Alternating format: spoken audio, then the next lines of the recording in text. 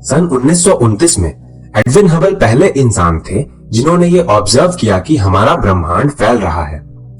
तब से लेकर आज तक हमारे विज्ञान और तकनीक में काफी सुधार हुआ है।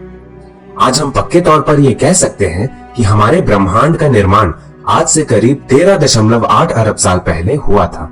कॉस्मिक माइक्रोवेव बैकग्राउंड को डिटेक्ट कर हम बिग बैंग होने के 3 लाख साल बाद के ब्रह्मांड को देख पाने में भी सफल रहे हैं। इससे पहले के ब्रह्मांड को समझने के लिए हम माइक्रोस्कोपिक लेवल पर लार्ज हैड्रॉन कोलाइडर की मदद से बिग बैंग जैसी स्थिति बनाने की कोशिश भी कर चुके हैं। आज हमारा ब्रह्मांड फैल रहा है। इसका मतलब यह है कि कभी न कभी एक समय ऐसा जरूर रहा होगा जब इस ब्रह्मांड का संपूर्ण पदार्थ एक जगह पर एकत्रित था, जो बाद में विस्फोट के बाद फैल गया। तो अगर हम समय में पीछे जाएं, तो हम उस बिंदु पर पहुंच जाएंगे जब यह काफी गर्म था तथा इसका द्रव्यमान काफी अधिक था। इस बिंदु को पॉइंट ऑफ सिंगुलैरिटी भी कहते हैं। इसी में एक भयंकर विस्फोट हुआ जिससे यह ब्रह्मांड बना तथा इसी विस्फोट को हम बिग बैंग कहते हैं। पर एक सवाल की कोशिश करेंगे, तो चलिए शुरू करते हैं आज का यह एपिसोड। कुछ वैज्ञानिक मानते हैं कि बिग बैंग निर्माण का पहला कदम था, जिससे न सिर्फ इस ब्रह्मांड का निर्माण हुआ बल्कि समय का भी। यह है कि बिना किसी वस्तु के किसी नई वस्तु का निर्माण नहीं हो सकता। इसका मतलब यह है कि बिग बैंग से पहले कुछ न कुछ जरूर मौजूद रहा होगा, जिसके कारण बिग बैंग का धमाका हुआ होगा। एक थ्योरी की माने तो ब्रह्मांड हमेशा से अस्तित्व में रहा है। अगर ऐसा है और ये अनंत काल को सच माने, तो ब्रह्मांड को अब तक उस स्टेट पर पहुंच जाना चाहिए था जब सारे फिजिकल प्रोसेस कंप्लीट हो जाते। पर हम जानते हैं कि असल में ऐसा नहीं है, जिसका मतलब ये है कि ये थ्योरी सही नहीं हो सकती। हम जानते हैं कि ब्लैक होल का घनत्व काफी ज्यादा होता है। चूंकि बिग बैंग एक अत्यधिक घनत्व वाले बिंदु में हुआ था, कुछ वैज्ञानिक ये मानते हैं कि यह बिंदु, जिसे पॉइंट ऑफ सिंगुलैरिटी भी कहते हैं, पहले मौजूद ब्रह्मांड के ब्लैक होल बनने से बना होगा। हमारा ब्रह्मांड भी लगातार फैलता जा रहा है, पर कुछ लोग ये मानते हैं कि एक समय आएगा जब यह इतना फैल जाएगा कि इसमें एक भयंकर विस्फोट होगा, जिससे नए ब्रह्मांड का निर्माण होगा। शायद ऐसे ही एक विस्फोट से हमारा ब्रह्मांड भी बना है। ये निर्माण और विनाश की प्रक्रिया हमेशा चलती रहती है। पर इस थ्योरी के साथ भी एक दिक्कत है।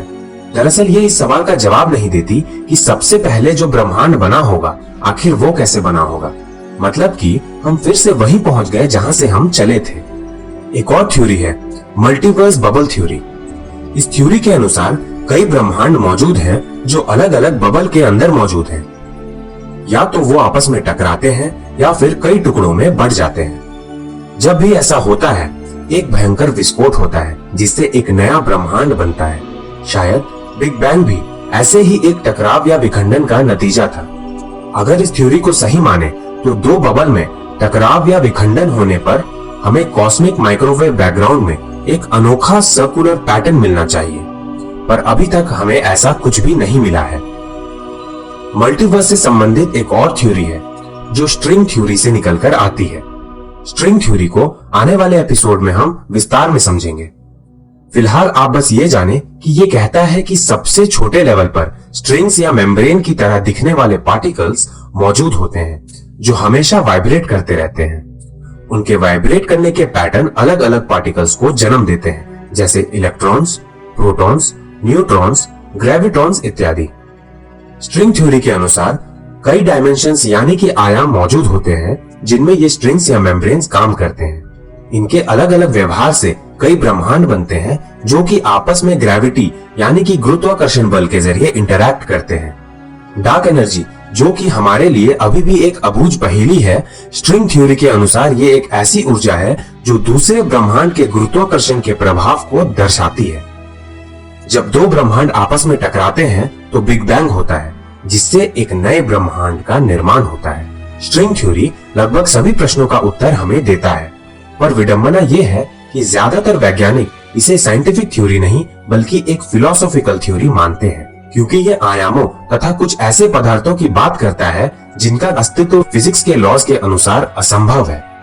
ऐसे में इस सवाल का जवाब देना कि बिग बैंग से पहले क्या था अभी तक संभव नहीं हो पाया है, पर हम निरंतर विकास कर रहे हैं तथा इस सवाल का जवाब ढूंढने की ओर लगातार कदम बढ़ा रहे हैं। आज हम बिग बैंग के 10 to the power -43 सेकेंड्स के ब्रह्मांड को देख पाने में सफल हो चुके हैं, जो कि 13.8 अरब साल पीछे का समय है, जितना हम आज से 100 साल पहले देख पाते थे। अक्टूबर 2018 में जेम्स वेब नाम का टेलीस्कोप छोड़ा जाएगा, जो नए ग्रहों को ढूंढने के साथ साथ बिग बैंग के बाद सबसे पहले बनने वाले आकाशगंगा को ढूंढकर उनका अध्ययन करेगा, जिससे हमें बिग बैंग से संबंधित अनेक गुत्थियों को सुलझाने में मदद मिलेगी। दरअसल ये सवाल कि बिग बैंग से पहले क्या था, काफी दिलचस्प तथा जटिल है। इसका उत्तर जानने के लिए हम या तो ऑब्जर्वेशन का सहारा ले सकते हैं या फिर मैथमेटिकल थ्योरीज का। पर यहाँ परेशानी ये है कि जो मैथमेटिकल लॉज जनरल वर्ल्ड में काम करते हैं, वो क्वांटम वर्ल्ड में नहीं करते। तो जब तक कोई ऐसी थ्योरी न ढूंढ ले जो क्वांटम और जनरल वर्ल्ड दोनों पे लागू होते हो, मैथमेटिकल थ्योरीज हमें इस सवाल का उत्तर नहीं दे सकते। हमने ये भी देखा है कि ब्लैक होल्स जैसे खगोलीय पिंडों में फिजिक्स के लॉज काम नहीं करते। बिग बैंग से पहले भी फिजिक्स के लॉज का कोई अस्तित्व नहीं था। तो अगर हम ये जान सकें कि लॉज किस कंडीशन में टूटते हैं और क्या होता है जब ये लॉज टूटते हैं, तो हम उस सवाल का जवाब देने के काफी करीब पहुंच जाएंगे, जिसकी तलाश हम कर रहे हैं। दोस्तों, आज के इस एपिसोड में बस इतना ही। आशा करता हूं कि यह एपिसोड आपको पसंद आया होगा। अगर ऐसा है तो इस वीडियो को लाइक और शेयर करना न भूलें। अगर आप इस चैनल पर नए हैं तो इसे सब्सक्राइब जरूर करें। तो दोस्तों, मिलते हैं एक और दिलचस्प एपिसोड में।